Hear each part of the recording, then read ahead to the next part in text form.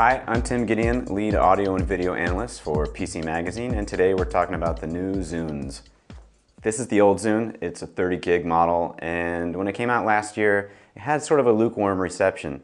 It's a little big, maybe a little clunky you'd say, and it looks like a scroll wheel, but you really had to click up and down. I don't know, it wasn't very popular.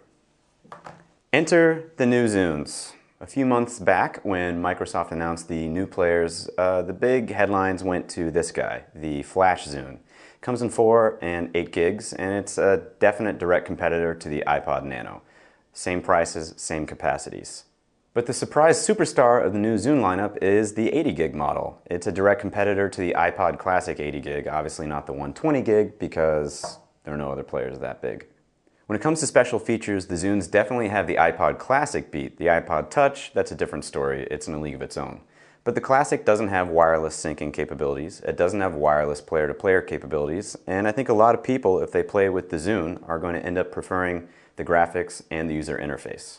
So the verdict on the 80 gig Zune, it's a little bit better than the iPod Classic. The software it's tied to and the Zune Marketplace are a little bit more fun to use than iTunes, and the player is just a little bit more fun to use. It's about having fun, right? A little less fun than this guy is this guy, the 8 and 4 gig Flash player.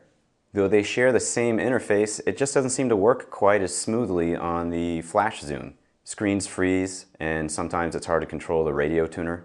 The new Zunes, just like the previous Zune, have player-to-player wireless capabilities, so you can send songs to people. There are limitations on how many times they can play it, but it's still kind of cool. Definitely more interesting and useful, however, is the new wireless sync capability.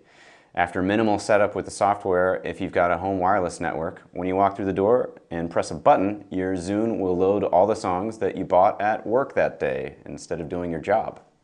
The bad news is the firmware's got a glitch right now and you need to have your PC wired to your wireless router in order for that function to work. But that will go away very soon, Microsoft says, so we're not going to give them too hard of a time yet.